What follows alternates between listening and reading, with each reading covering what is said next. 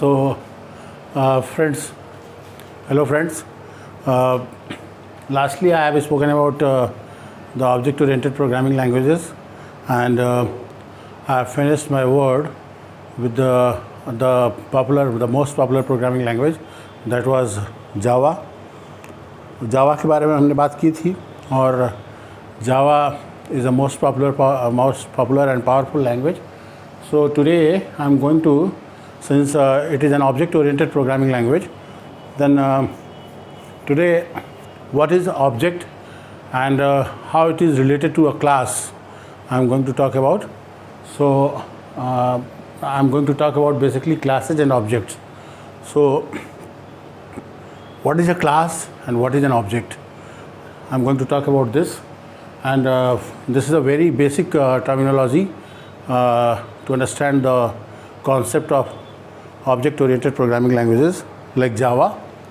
So the object, any real-world entity is known as an object. For example, this is I am holding in my hand. This is a marker.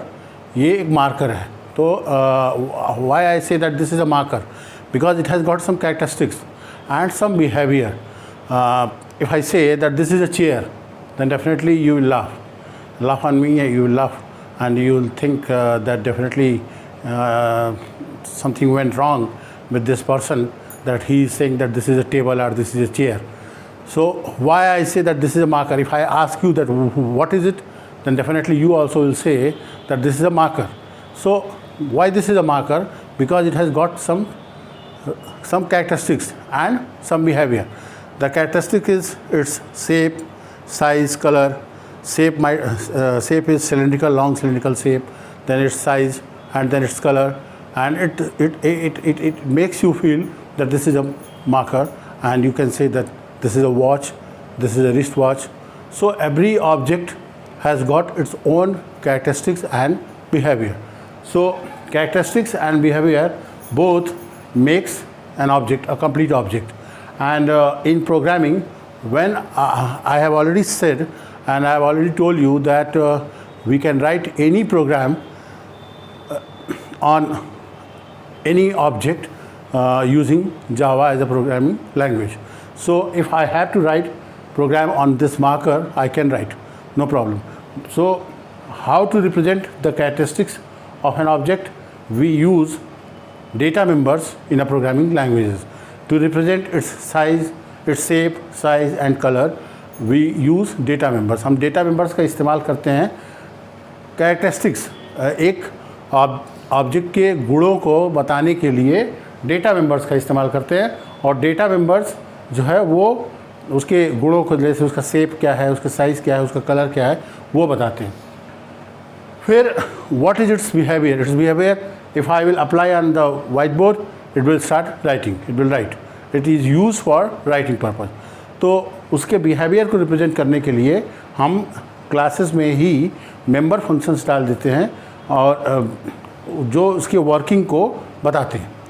तो इनको जब हमने एक packet के अंदर बंद कर दिया, एक envelope में बंद कर दिया, and that is what I have discussed in my previous video, the basic principles of OOP, that was named as encapsulation. This is the encapsulation, and this is also I'm trying to do abstraction. I'm trying to hide the details from the end user. So that is known as abstraction. I have already explained in my previous video. And then what is encapsulation? Encapsulation is that this is wrapped up in a wrapper that was named that would be named as a class. This is a class. Now it has become a class. So what would be the definition of an object? The definition of an object would be like any real world entity that has got some characteristics and behavior is known as an object. For example, a table, a chair, a car, a bicycle, definitely a marker. So all these are the objects. And class is something which is very, the general form of an object. Like if I say that this is a car, so car might be any car. Car might be of Maruti Suzuki, our car might be a BMW, our car might be a Jeep, any you can imagine. For example, if I say that I'll come by vehicle, so vehicle is a class. Vehicle is definitely a class. So if I have said to you that I will come by a vehicle to your place, so vehicle is a class. It is a very general term. So you definitely will imagine that, okay, if I have said that I will come by vehicle, then definitely it would be having some it would be having some engine, or it would be without engine. It would be having some brake and seat, and of course steering. If it would be engine driving vehicle, then definitely it would be having clutch, gear, etc. So vehicle might be a cart, bullock cart. Our vehicle might be a rickshaw. Our vehicle might be a car. Our vehicle might be a scooter or motorcycle. So vehicle means I am talking about a class.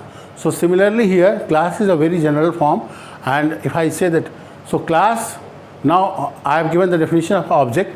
Object is any real world entity which represents, which is being identified by some characteristics and behavior. Then class is a more general form of an object, and class, you can say that class is an object factory. Basically, it is the producer of object. With the help of class, we can produce as many. After defining a class, we can produce as many objects as we need, as per our need. N number of objects we can produce. So class is basically producer of objects. So class जब हम एक बार बना लेते हैं तो उसके हम जितने भी ऑब्जेक्ट्स चाहें वो बना सकते हैं, and these objects will be having similar characteristics and behaviour. So class you can say that it is an object factory. It is a producer of objects. So this is the basic relationship between classes and objects. So what we create first? We create first a class. Then as per the requirement, we create as many objects as we want. Like for example, one more example I would like to give you. Like suppose some architect, like you purchase a plot, you purchase a piece of land, and then you go for construction.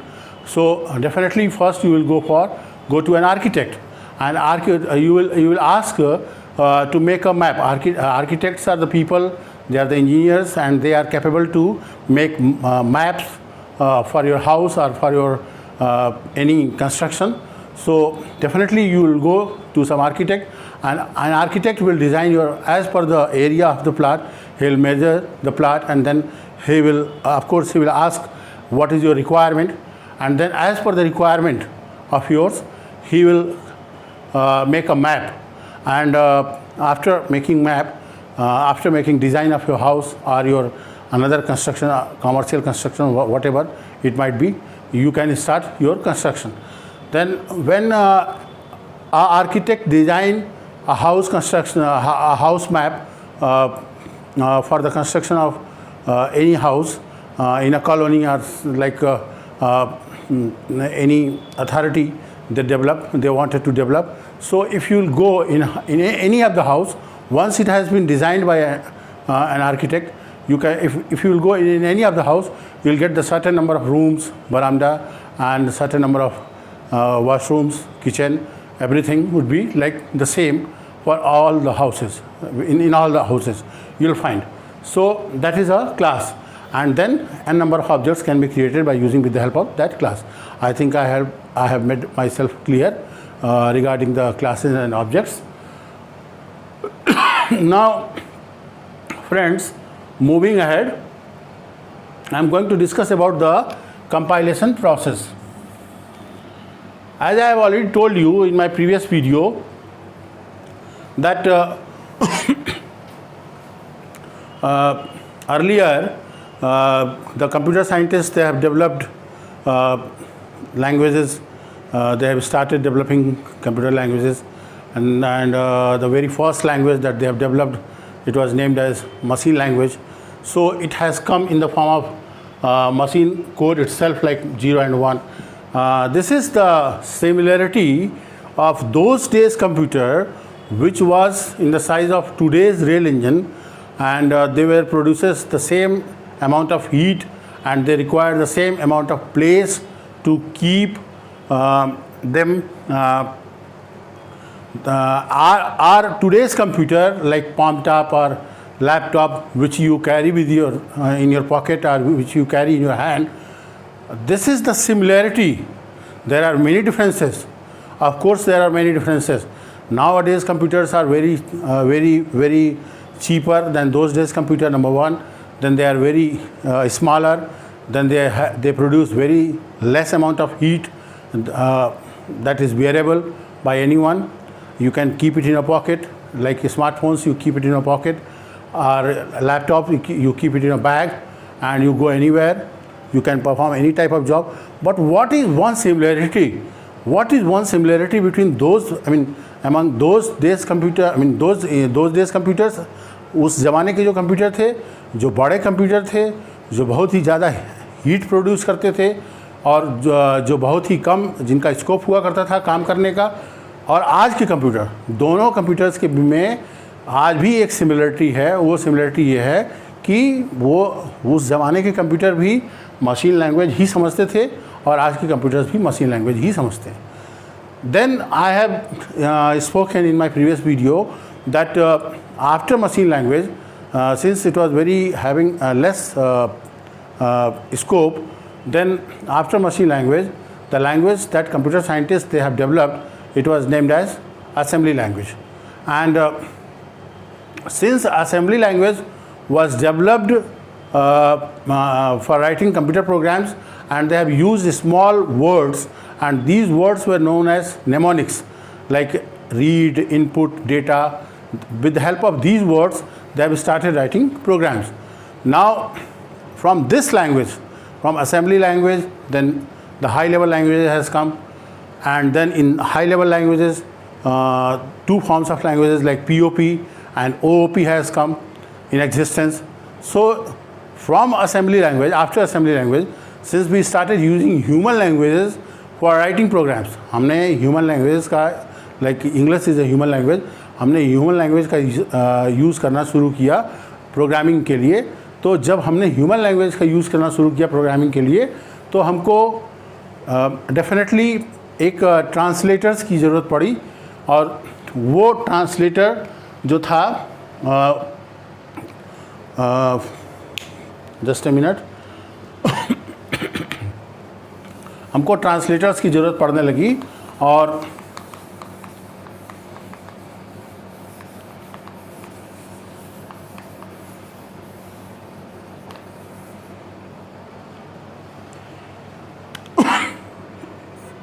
translator.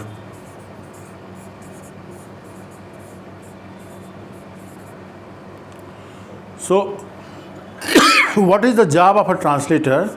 The first job of a translator is to check for errors. To check for errors. This is the first job of a translator. And the second job of a translator is convert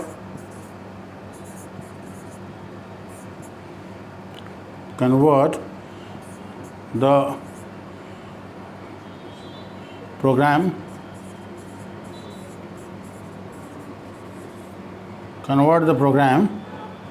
in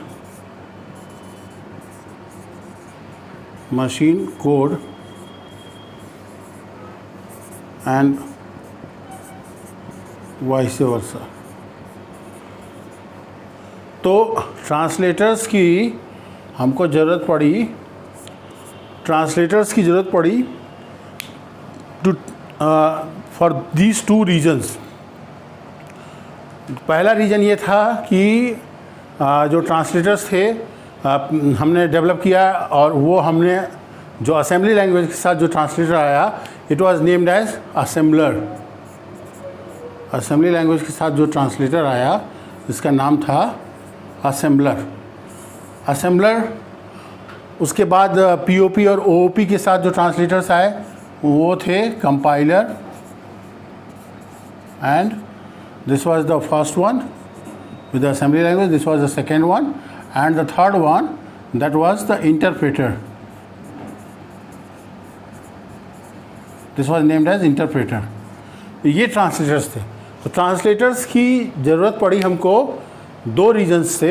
एक तो हमने programming start किया, programming करना 0 और 1 को छोड़ के हमने ह्यूमन लैंग्वेजेस का यूज़ करना शुरू किया प्रोग्राम्स को बनाने के लिए।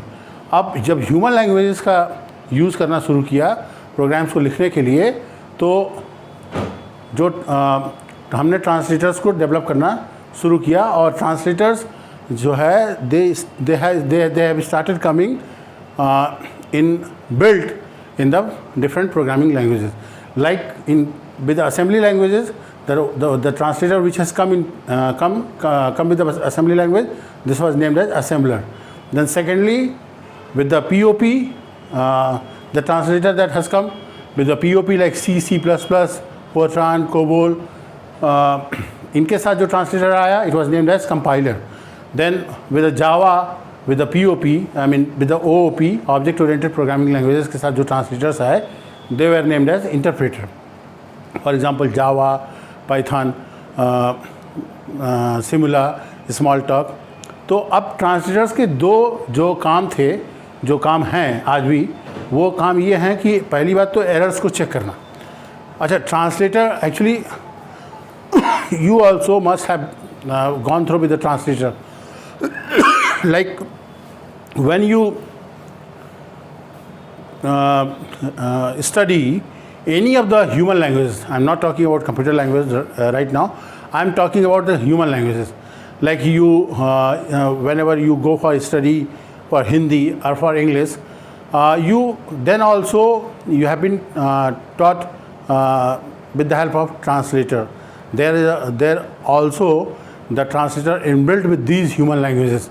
और वो जो ट्रांसलेटर है, जैसे इंग्लिश के साथ जो ट्रांसलेटर आपको दिया जाता है, अगर आपने गलत इंग्लिश बोला या गलत इंग्लिश लिखा तो आपको कौन चेक करता है? वो ट्रांसलेटर का काम होता है, और वो ट्रांसलेटर होता है grammar. Grammar is the part of the language. ऐसे ही हिंदी के साथ आपको व्याकरण पढ़ाया जाता है। व्याकरण is a part of your language, your Hindi language. तो वो व्याकरण के ही मदद से, व्याकरण के ही हेल्प से आप ये समझ सकते हैं कि आपने गलत बोला या आपने गलत सिंटेक्स में बोला, आपने गलत फॉर्मेट में बोला। उसी तरीके से ट्रांसलेटर जो है ये काम करता है मशीन लैंग्वेजेस के साथ, आई मीन प्रोग्रामिंग लैंग्वेजेस के साथ। तो ट्रांसलेटर का पहला काम होता है कि टू चेक फॉर एरर्स। अगर आपने कोई सिंटैक्टिकल एरर किया है प्रोग्रामिंग लैंग्वेज में प्रोग्राम लिखने के टाइम, तो वो कौन बताएगा आपको? वो बताता है ट्रांसलेटर, पहले बात। और दूसरी बात, ट्रांसलेटर का ये काम होता है, दूसरा जो काम होता है to convert the program in machine code and vice versa. मतलब आपके प्रोग्राम को कंप्यूटर नहीं समझता है। कंप्यूटर को आज भी ABCD नहीं आती है, कंप्यूटर को कोई भी ह्यूमन लैंग्वेजेस नहीं आती है। तो कंप्यूटर को सिर्फ और सिर्फ मशीन लैंग्वेज समझ में आती है, the language that comes in the form of 0 and 1। तो वो कंप्यूटर जो है उसको कन्वर्ट करता है आपके प्रोग्राम को मशीन कोड में, और फिर वापस मशीन कोड से आपके ही ह्यूमन लैंग्वेज में ट्रांसलेट करके आपको आंसर देता है। तो ऐसा आपको लगता है, you feel like virtually that computer understands your language, but it does not happen. Whatever you give in the form of input to the computer, whatever command or program you give in the form of input to your computer first converts it in the form of 0 and 1 in the form of machine language. Then computer understands, and then computer translates, and then computer acts, and then it gives you the output in the form of your language. So this is the two job of the translator. So the very first translator that has come into existence was the compiler, assembler, then compiler, and then finally interpreter with the object-oriented programming languages. Now what is a compilation process? As I have already discussed with you that compiler is a form of translator. So compilation process is definitely is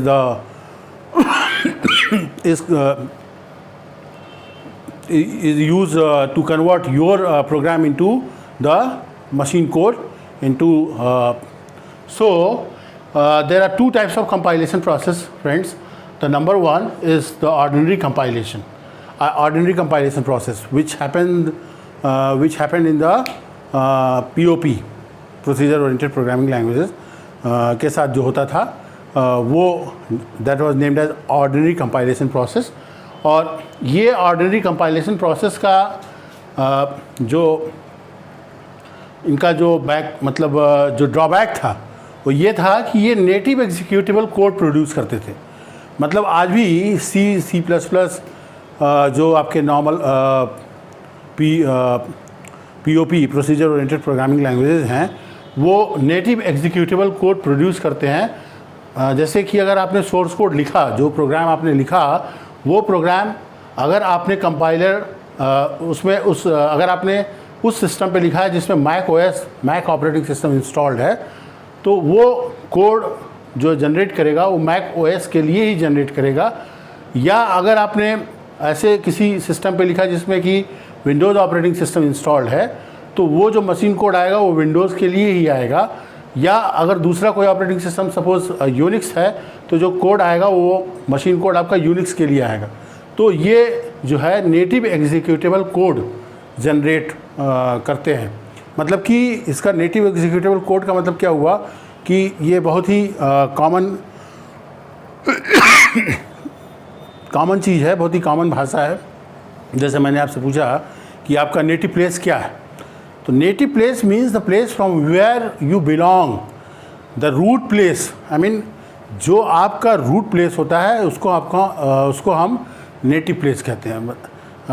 जैसे हम लोग कहीं गांव से, कहीं किसी village से शहर में माइग्रेट होते हैं, तो वो शहर मेरा नेटिव प्लेस नहीं है. जिस गांव से जिस विलेज से हम आए हैं, जो हमारे फोरफादर्स का प्लेस था, वो हमारा नेटिव प्लेस होता है. तो उसी तरीके से ये नेटिव एग्जीक्यूटेबल कोड प्रोड्यूस करते हैं जो ऑर्डिनरी कंपाइलेशन प्रोसेस में अभी तक होता आया है. अब जो दूसरा टाइप का कंपाइलेशन प्रोसेस होता है वो होता है जावा कंपाइलेशन. जावा अपने कोड को, जो हम जावा में प्रोग्रामिंग लिखते हैं, वो दिस वाज नेम्ड एज जावा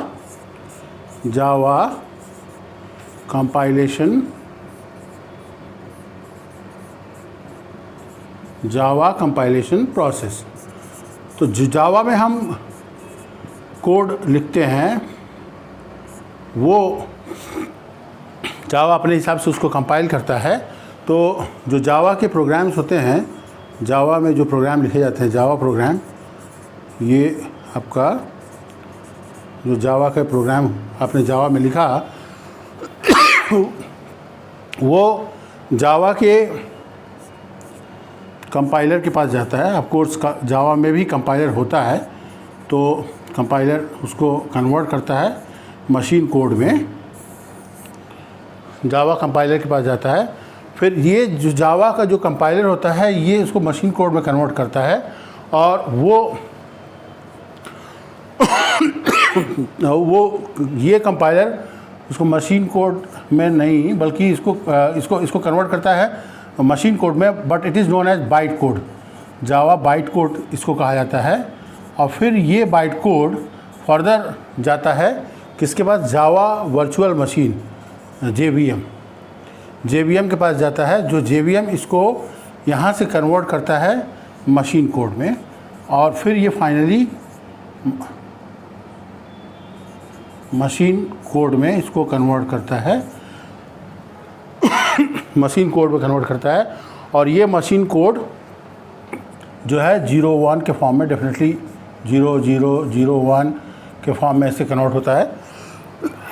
तो अब what is the difference between ordinary compilation and Java compilation?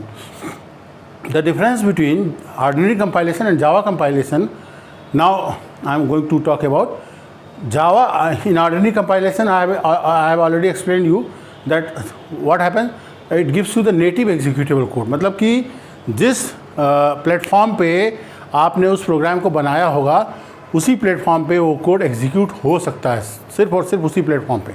अगर आपने विंडोज़ में बनाया उस कोड को और एग्जीक्यूट किया और कंपाइल किया तो सिर्फ उस और सिर्फ वो विंडोज़ पे ही फिर फर्दर आगे किसी दूसरे सिस्टम पे चलेगा।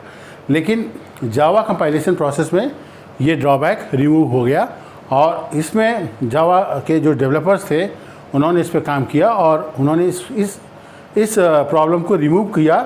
और जावा के जो प्रोग्राम्स थे वो पहले तो कंपाइलर के पास जाते हैं, फिर कंपाइलर जो है उसको डायरेक्टली मशीन कोड में प्रोड्यूस नहीं करता है, बल्कि जावा का कंपाइलर इसको बाइट कोड में कन्वर्ट करता है।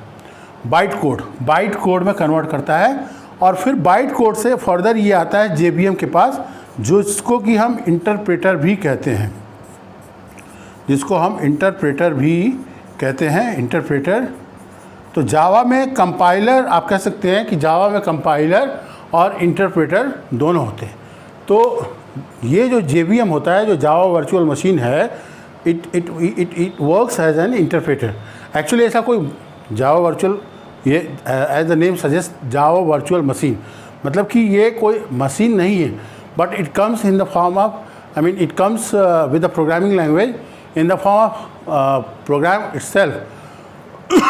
प्रोग्रामिंग लैंग्वेज में इनबिल्ट होता है ये जेबीएम, और तब ये machine executable code machine code में कन्वर्ट हो जाता है, मशीन एग्जीक्यूटेबल कोड में ये कन्वर्ट हो जाता है। और फिर ये जो है it can run on any of the platform run on any platform, किसी भी प्लेटफॉर्म पे आप इसको रन कर सकते हैं। मतलब ये कह सकते हैं कि जावा एक जो है प्लेटफॉर्म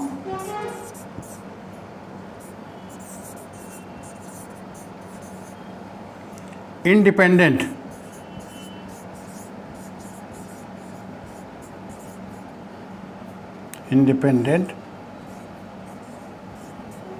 लैंग्वेज।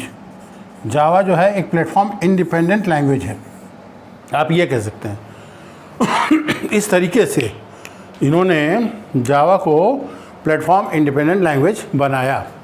मतलब कि जावा का जो प्रोग्राम होता है वो जावा के कंपाइलर के पास जाता है, then Java compiler converts it into Java byte code, and then further it goes to JVM.